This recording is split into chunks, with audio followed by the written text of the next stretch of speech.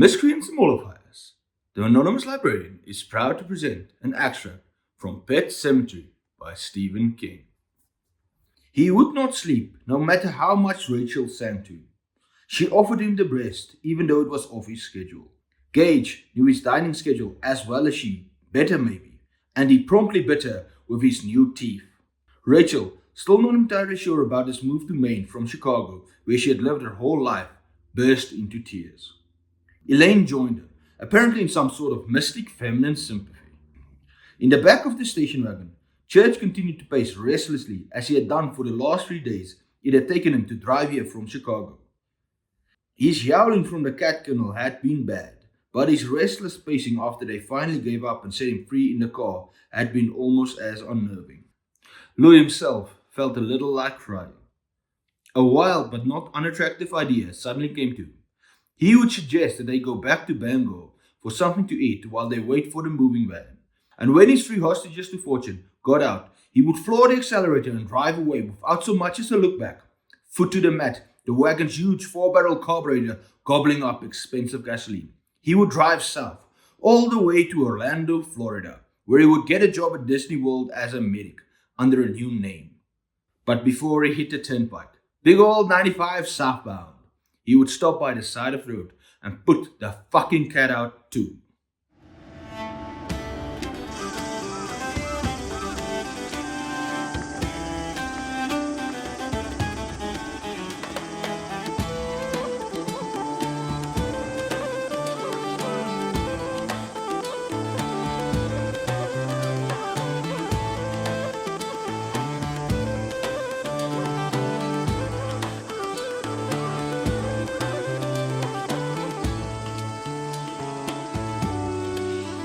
Ladies and gentlemen, miscreants, mollifiers, I am the Anonymous Librarian.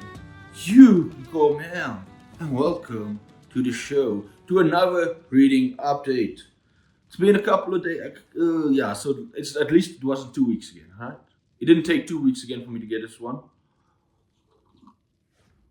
Maybe more, 9, 8, 9, 10 days, something like that. Listen, just be happy. I'm here. You should always be happy that I'm here. That's all that matters. But let's not waste any time. Let's get into what I have been reading. Let's go first, as always, to the comics and manga. And last time I was about to finish volume 6 of One Piece.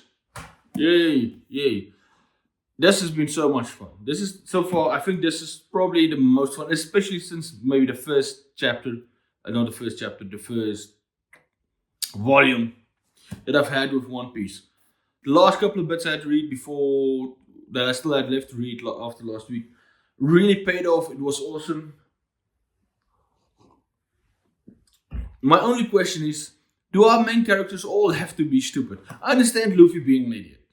That's kind of his character. He's a dumbass, and that makes him very adorable. Does Zolo also have to be a dumbass? Does he really need to be a dumbass? I know it's kind of more a tragic dumbassity, a very tragic dumbassity, but I really enjoyed it though. It's still like, yeah, I know, man. And as for Hawkeye finally showing up, so like I remember seeing this guy at the beginning said this is the characters, and it takes the whole bloody volume for him to show up. Well, when he shows up, Hawkeye is awesome and fascinating. Really enjoyed the stuff of him.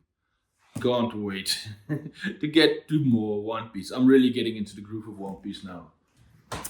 I bet that's what everybody says, and then every time it just ruins it. And it's like, no.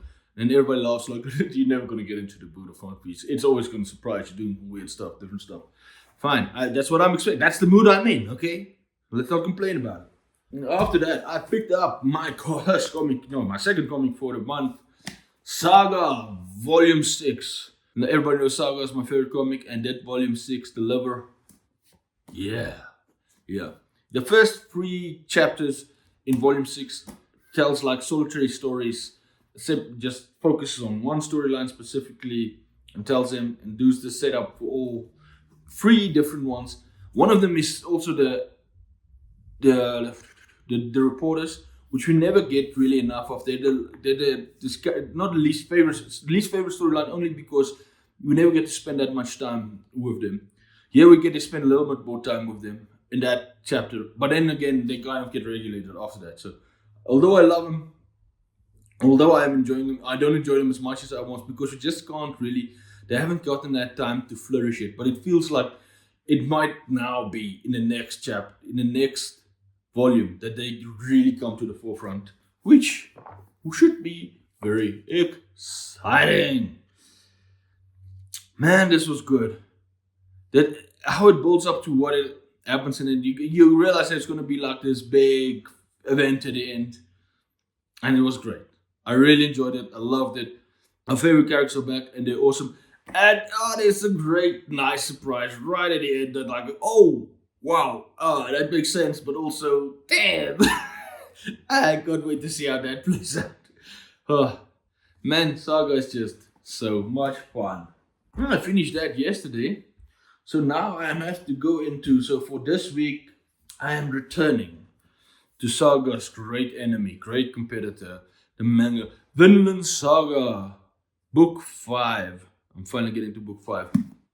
And I'm very curious, I'm excited but curious to see where this goes, because the way book 4 ended and wrapped up, book 5 feels almost like a completely new story or completely new chapter that's going to take in a very different route than what we've been experiencing so far.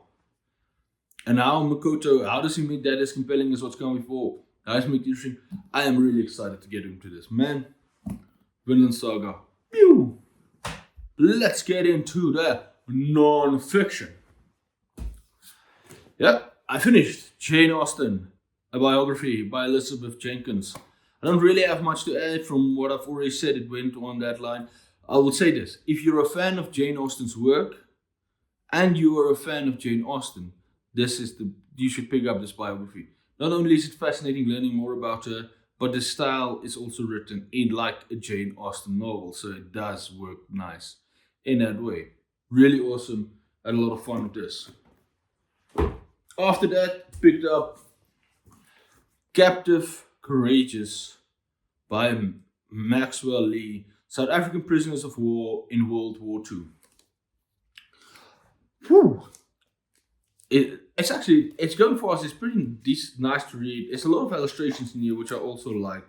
Guys that were in the camps that actually like drew like art of it, and then there's obviously pictures and stuff as well.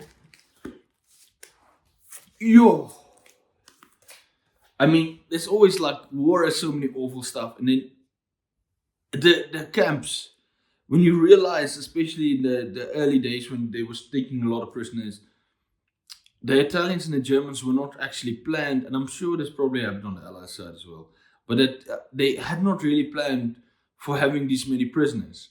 So there was not then trying to feed them, house them, all that thing. Ew, the stuff that happens. There's some really awful stuff. Like, yeah, as bad as being in battle is, it almost seems worse being prisoner of war when you have to go to a camp that's just still being set up because they didn't expect it. They're still trying to figure out food and stuff. The starvation and stuff that they have to go. The horrible marches, then going a couple of days without water while you're in the blistering sun of North Africa being marched over open land. Then being transported to Italy on a boat that's not flying a flag showing that it's prisoners of war, and then getting torpedoed by your own side because they don't know you're on there, and then the harrowing stuff that takes place in this, and then but also then the strange way that human nature just rises to the occasion so often. Like sometimes it shadows, and other times it rises to the occasion. The humanity show, the inhumanity. It's kind of this duo shown about the inhumanity by some and the exceptional humanity by others. The best, it is like truly that thing. The best and the worst of people come out in wartime. I always knew about the horror of the Holocaust camps, the Jewish concentration camps. And the Germans would pretty much, if it was prisoners of war, the Germans seemed to do a pretty good job of taking care of prisoners of war, unless they were Russian. They were not very nice to the Russians. But to everybody on the Western side, they were reasonably nice. But the Italians were not ready for the infrastructure and stuff. And yeah, There's some really awful stuff that happens here in the early parts of this book. I am about 70 pages in. I'm going faster than I thought I would, but I'm enjoying it. But harrowing, yeah. Even though the war is done for you, now you might be in even worse because food starvation. But it's like the worst version of a prison you can think of. Now let's move on to the Mundane Fiction. And I've been reading one book like I was just about started. You heard me reading from it at the beginning. Pet Semetary by Stephen King. And I'm already over 200 pages into this. So I'm very close to halfway. I'll pass halfway mark today. Yeah, Stephen. His writing is like it pulls you in a crazy way. Like you finish a chapter and like, yeah, but I just want to read a little bit more. I just want to see how this stream plays out. And what's also fascinating for me is it's both a slow burn. It's how he writes something slow, kind of that's supposed to be a slow burn, and I think this is a slow burn in many ways. But it doesn't feel like a slow burn because it pulls you so much and you keep reading. You don't stop. And it's like the stuff before, because the real inciting incident of this book, I'm halfway. The real inciting incident, because I know what it is. Other people have spoiled me. But I mean, it's pretty common knowledge also what is the inciting incident. Has still not happened. We're still technically in the setup, halfway through. And yet the setup is so interesting, so fascinating. These characters, you get grappling, the things that are happening around, putting all the places together, the strangeness, and how vivid King puts in the whole world. It feels like, it really feels like he's telling, in just a story about, that's really a family drama, about one family. He brings in this whole place, this whole world, this whole city, this whole ideas and everything, and the little tidbits and mysteries and what is really going on. How does this actually work? This is an amazing book. And now I know that I know people say this is the really hard one, and I know, but I think I'm coming close to where it gets to the hectic stuff. That even King was like, he thought this book was too hectic when he wrote it. I am really excited to keep going. I mean, if you're flying through this at this point, like, am I flying through this quick? What's going to happen in the second part? Is it just going to get crazier? No. Thank you, Mr. King, for giving me a great time, as always. Now let's get to the sci-fi and fantasy. Yeah, I'm still busy with A Feast for Crows because it is a big boy. That's where I am. I have a little less than 200 pages to go. Have been enjoying this. It goes slow, setting everything up in the beginning, and then now it's really starting to get the last 150 pages, I'll say. As I've been flying through them a lot faster because it's really getting. Now it's like also it's kind of a fight between, am I picking this up? Am I picking Pet Semetary up? Because they are both calling to me, pulling me, like, yeah, you need to keep reading. You need to get to the next page. What's happening? As this thing is starting to build up to whatever finale it is, which I'm not even 100% sure, but I am excited. There's crazy stuff happening already. I love Bravos. I wish why they didn't give us more time in Bravos in the show and fill it in the way this is filled in. It's so much fun being in Bravos. The things that happened with the Iron Island cruise and the madness there. Yeah. That Victorian was not in the show. It's a crime. Amazing. I am so compelled to this. I am excited to finish this now. It's just sucking me in. I'm pretty sure by the next one, before I do the next one of these, I will have finished it 200, because at this point it's hard to not at least read 40 pages a day. I mean, I have to be very busy and not be able to get to it.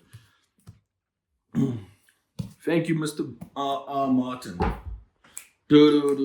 You always want me. So that's it. Nothing more for today.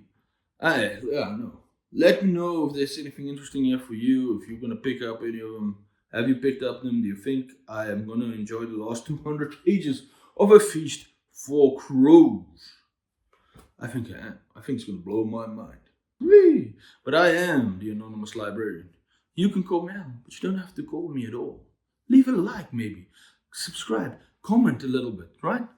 Share it with the whole world. With the whole world. You know it's the right thing to do. You know it's the right thing to do. This is the most important thing that's ever happened. That is a fact. Don't argue with me about it. Bye. Before you say anything, bye. Bye. Bye.